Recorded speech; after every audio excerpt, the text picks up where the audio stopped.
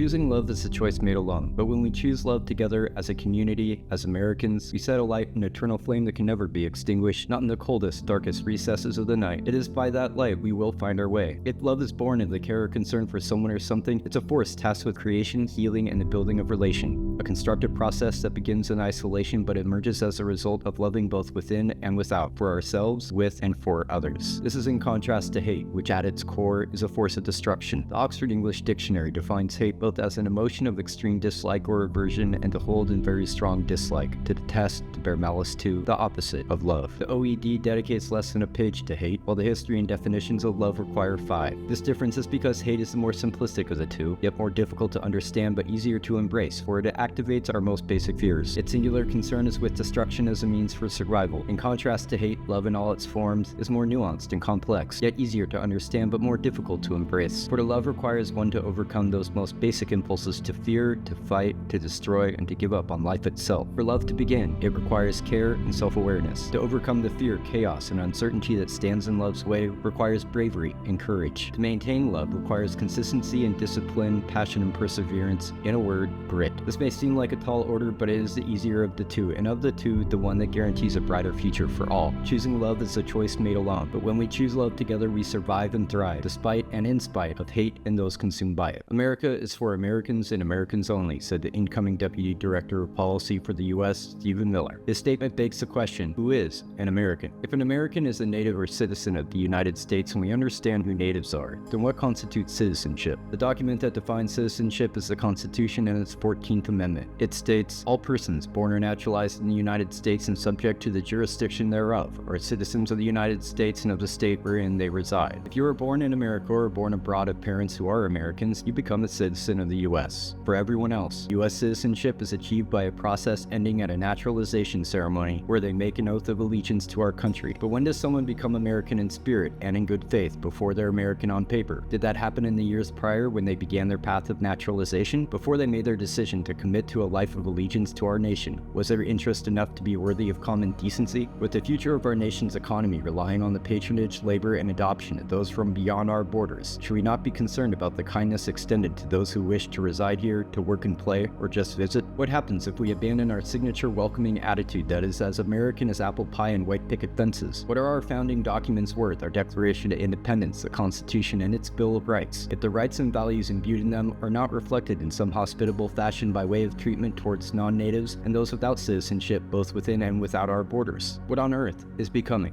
of American hospitality? Is it American to be hospitable, to promise being generous, friendly, and welcoming towards others? Does it mean offering a pleasant or sustaining environment? Is it being receptive to each other, or is it just a way to describe our domestic hotel and service industry? As a project, American hospitality concerns itself with our history as a nation and a specific pattern of conduct enacted by those who wish to undermine the best of our hospitable capacity. We will look at how Motel 6 was the nation's largest privately owned hotel chain when they indiscriminately violated its customers' rights to privacy, how that supported warrantless federal surveillance, their attempts to evade legal consequence for this behavior, and their ultimate failure to do so. We will then look at how this is an indication of a much larger problem, a specific brand of corporate management and public governance that seeks to revoke your freedom of choice, as evidenced by the story of Motel 6 and its peculiar relationship with national policy making that is proven to be and will continue to avail itself as being destructive to the well-being of America's economy, the welfare of its people, its national security, and the health of its relationships with allies abroad. Regardless of political affiliation, these consequences affect us all. Through the eyes of the individuals discussed in this project and their brand of decision-making, you need to ask, are you worthy of their form of merit? Do you deserve to participate in society and government on your terms or theirs? What are those terms? As we proceed, keep asking, what is American hospitality? The answer is always yours to decide. What you decide is what you choose, and what you choose defines your future. The choice is yours today and always will be.